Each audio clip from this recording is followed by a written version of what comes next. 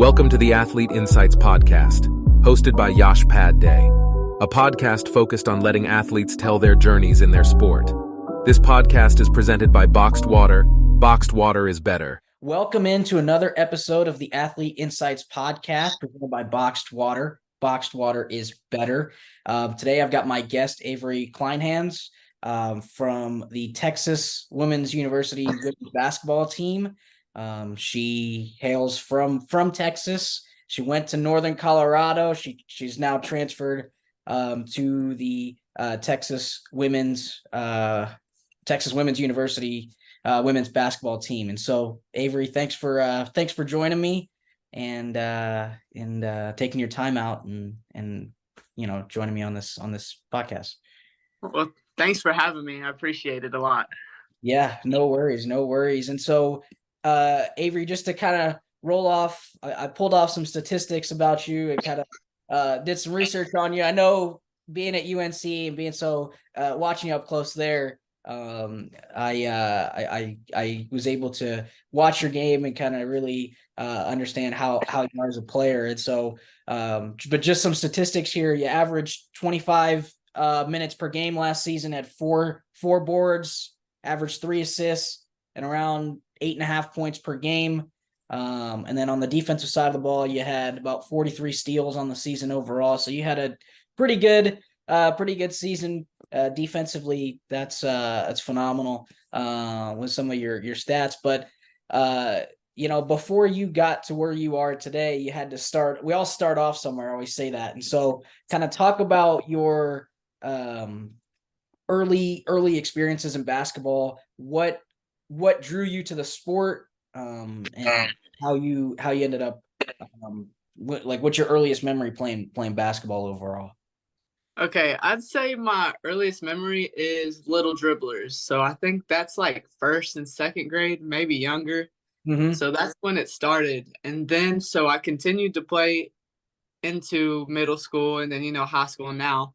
But middle school, my mom was my coach. So she was my basketball coach. So that really I think helped me develop, because she didn't want me to not care. So I started to care and started to realize that, if I wanted to, I could go to college for it one day. So yeah. And kind of so you said the basketball is kind of your first love. Did you play any other sports? You say your mom was your coach, so you kind of grew up into the basketball side of things. But again, did you play any other sports or any other yes that you did growing up? So, when I was young, I think a lot of children when they were young played soccer. So soccer was there. That was probably the first sport I played. But then, getting into middle school, I played softball and volleyball and basketball. So, but in high school, I only played volleyball. Yeah. So volleyball and basketball, obviously, but yeah. And getting back to the basketball side of things, and I know you had some success. We'll talk about your high school career here in a little bit. You had success at the volleyball stage too in high school as well. But getting back to basketball here, when it comes to playing youth basketball at the early age, did you have any challenges or any kind of obstacles that you had to overcome, or any issues that you had to face, and kind of how did you overcome that? I think I probably had a lot. Okay. I'll just go ahead. I'll say I guess because I was a little shorter and a little on the chunkier side, so I wasn't the fastest. So I think that's always something that's been in my mind. But when I was younger, that really affects a child. You see all these other girls that can. Not saying I couldn't get down the court, but I was balling when I was little. So despite whatever, obstacles I faced. Okay. Yeah, as a youth player, as a young player, I can attest to there's a lot of stuff that you're learning and kind of growing, and you grow into that, and you learn to kind of overcome that like you have, and it's great to see kind of where you are now, and kind of how, especially watching you last season, how dominant you were on the defensive side of the ball last year too was great to see. But kind of moving in from your youth career into kind of high school, talk about your high school experience. You played at Nocona High School out there in Texas. Talk about your high school experience and how that shaped you overall. I think so. Going into high school, Mm-hmm. I had like a lot of like cousins and family playing above me. Uh-huh. So it really helped shape me into the player I am because I got to cherish and, have fun with them. Okay. And not in a lot of schools or even high school, you get to play with like a first cousin or like your brother or sister, you know what I mean? Yeah. So I Yeah. really like that really like helped me overcome like the mental barriers because I had someone that was always going to have my back because that's family. Mm-hmm. And then so my freshman year I had a different coach Okay. than my sophomore, junior, and senior year. Yeah. So it really was a change to adapt and have a open mindset because we thought we were going to have my coach my freshman year forever. So, Mm-hmm. that change is always different. But we ended up, if you saw the stats, we won a lot of games the Yeah. rest of the year. So it was a really good change.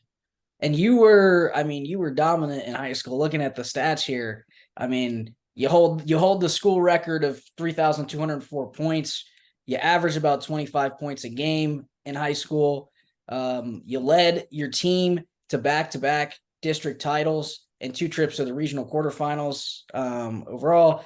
And you also hold the single game scoring record for your high school at 46 points in a single game. And so again, you dominated in high school, which probably my assumption is led to a lot of schools calling you up and recruiting you to come to their institution. So talk about your recruiting process from high school into the college level. Okay, so I think I got my 7th grade was when I got like my first phone call. And it wasn't like an offer or anything. It was just, like, we're going to be watching you throughout your career. Yeah. So that was really cool as a 7th grader to get that. And that's kind of when it became like surreal to me. Uh-huh. And then, so I think my sophomore summer is when I really, on the AAU circuit, was when I really started like getting like people following me on Twitter and Instagram and getting text messages or like, I don't know, my coach telling me, what Yeah. he saw, what he thought. So Mm-hmm. that, and then come junior summer, that's when I committed and, committed to the school I was going to and then came to UNC. So. Okay. So it started at an early age, so 7th grade onward. And again, it only proves the stats show for it how versatile and dominant you were at the high school level. It proves from middle school on you were getting all these offers. Proves to your props to you for your work and your hard work and your work ethic and all that. I got to see that up front last year while you were here. So props to you on that. And so then you come to UNC, kind of transitioning into your college career. Now you come to UNC. What's the biggest difference? And I asked this to some of our football guys that I interviewed previously. But what's the biggest difference that you've seen from the high school game into the college game now that you've been in the college game for a while?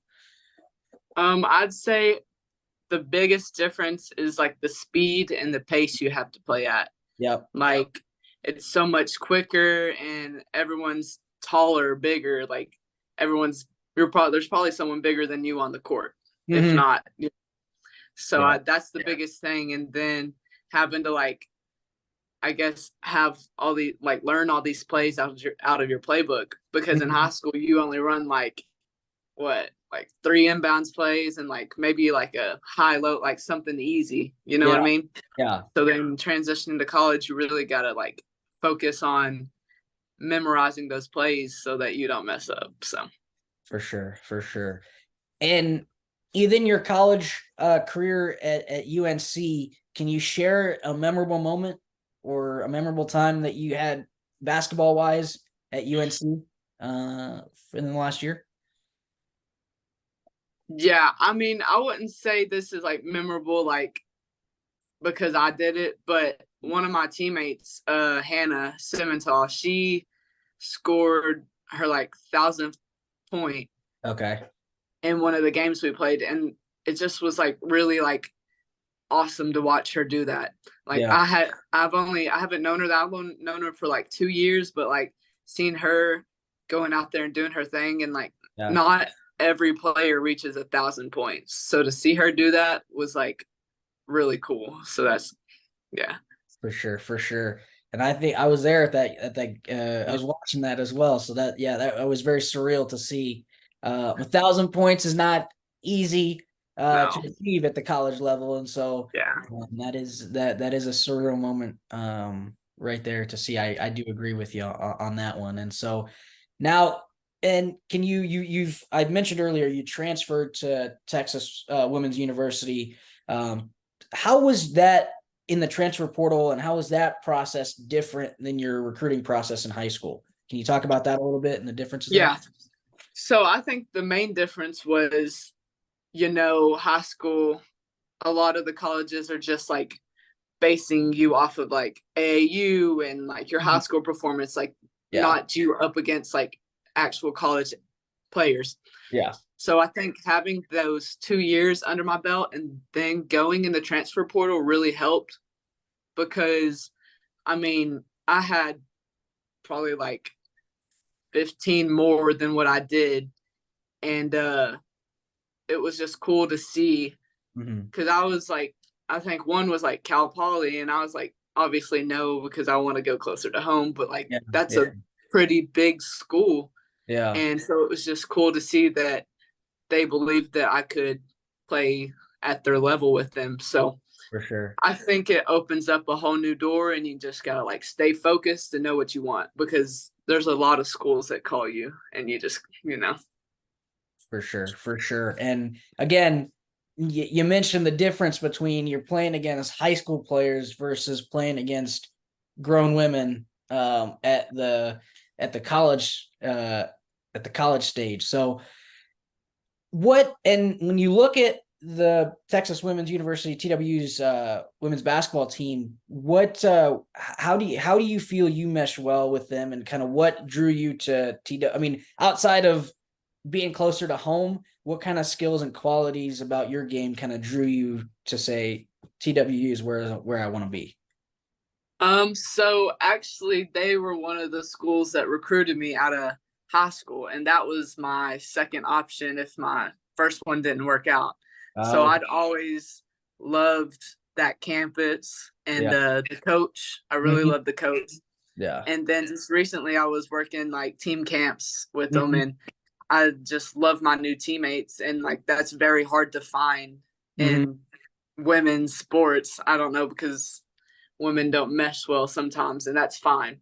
Yeah. But so I'm very grateful for that. And playing style wise, I know they're losing like 2 or 3 seniors, so I feel like I could probably I have a lot of energy. I love to like pump people up. I don't know, I'll do whatever the coach needs me to do, and that's about it. For sure. And again, getting people hyped up, getting people excited. And I saw you on the bench last year do that as well. And so I can see that you bring a lot of energy, and that's good. I mean, that's good. You need a lot of energy. I need to bring a lot of energy to the team. And when you're on the floor, you need a lot of energy, pump up players and pump up teammates to go score and go do kind of what Hannah did, Right. 1,000 points, doing all the crazy, amazing things that you can provide. And so that's great to hear on that one. And let's kind of transition now into kind of your future. We talked about your past. We talked about your present now to where you're at. Let's kind of transition into your future. Talk about some of your personal goals that you have, or any aspirations that you have for this next season, and beyond potentially? What's your goals basketball wise overall? So I haven't set my goals yet, but I always have. So I'll go off of like last year because I think my goals stay like consistent with the team. So I'll probably just try to like fill into my role on the team. I think that's a big thing that a lot of girls don't understand, is that everyone has a role and we don't need people doing things that other people are better at. You know what I mean? Yeah. So I think one of my goals will be, this is probably meant like LSC champions. Like I want a ring. Yeah. So that's a big goal, and that's achievable because they won it last year. So yeah.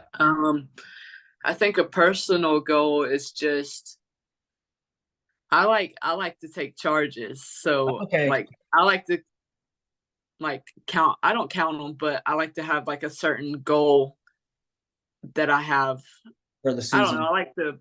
I like to put it on the line for my team, like smart. I'm learning. So. Yeah. Yeah. But yeah. And then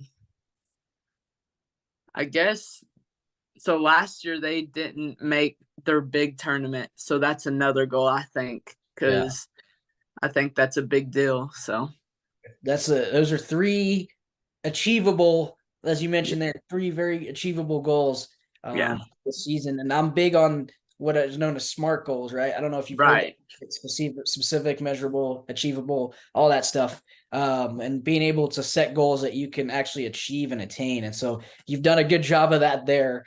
And kind of talking about you're in college now, you're playing college ball now. My assumption is, Averee, you want to go play professional basketball somewhere after. Is that a fair assumption to make or not?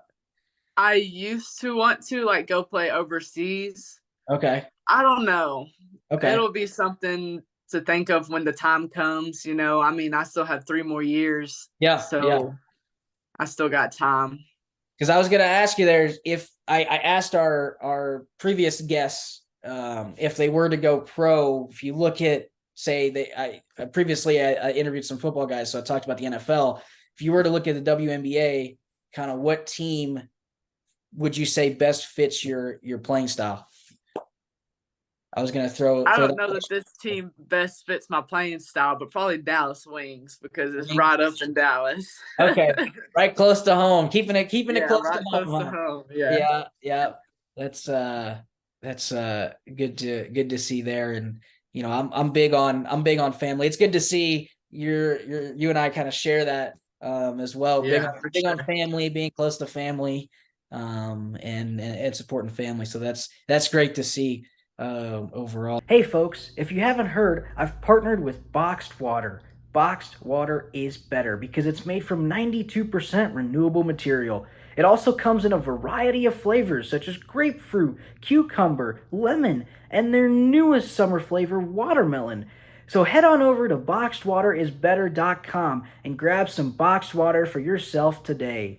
Now, let's get back to the episode. Kind of before we head into the rapid fire questions in that segment and forward, kind of take some time to talk about apart from basketball. I know basketball has been your primary interest and you've been balling out and been dominant for so many years within basketball, but apart from basketball, what are some of your interests, some of your other hobbies, some stuff that you like to do outside of basketball?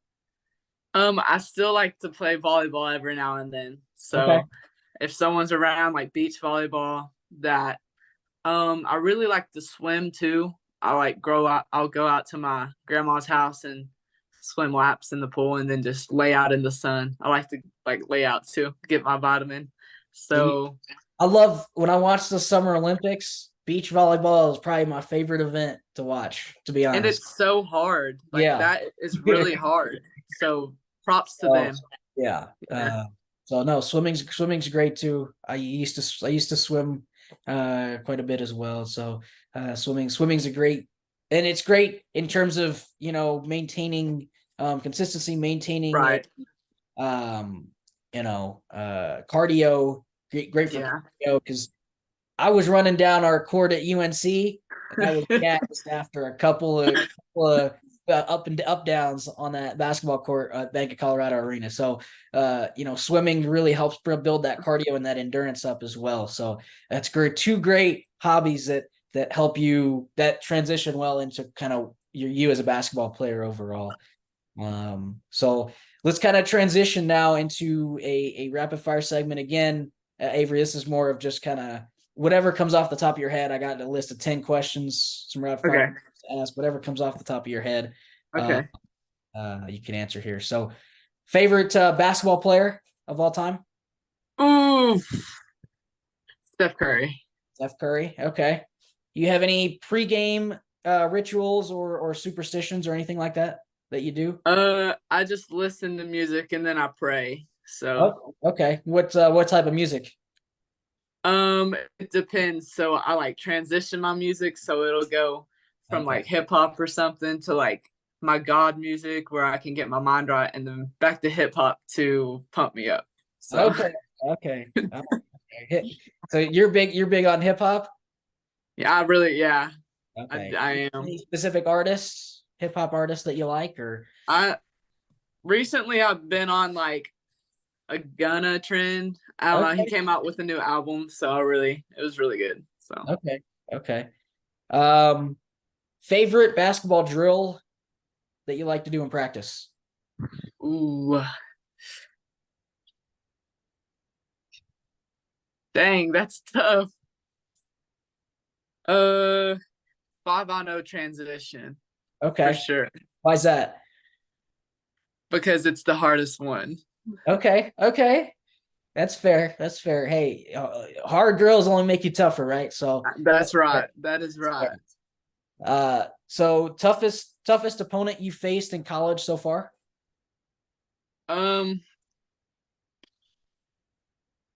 Like person or like team? Team opponent. Okay, let's go team. I'll say we played Kansas State. That was pretty. They're a lot bigger and physical, so that was cool though. Yeah, and they, a Power 5. Yeah. Roster, a lot more physical there. That makes sense. In that sense, favorite basketball movie. Favorite basketball movie. I like loving basketball. Okay. Favorite shot in basketball. So you like the jump shot, layup. What do you prefer? Probably the pull-up jumper. I gotten better at that. I like it. Okay. And kind of what's your favorite food? I love any kind of seafood. I love seafood. I'm big on salmon and yeah. I love it. So it's great. And then best piece of advice that you've received. Could be anyone and anything. Let's see. Probably my grandma. Okay. She's always just like, don't take things for granted and don't not give it your all. So don't shortcut yourself. So sure. That's great advice. Not just in basketball, but in life overall, you gotta, if you do everything the right way, everything will fall into peace. I'm a big believer in that, so I agree. That's a good piece of advice. And so we kind of ended that segment here talking about the best piece of advice that you've received.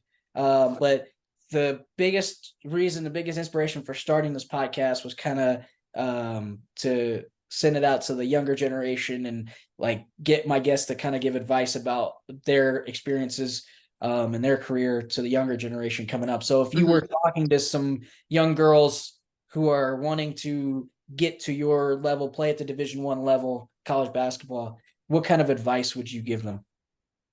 I would probably tell them just to don't aim low. A lot of people, or like maybe their parents, don't think that it's achievable, but their parents aren't them. So they'll never know if they don't find out, if they don't try to find out.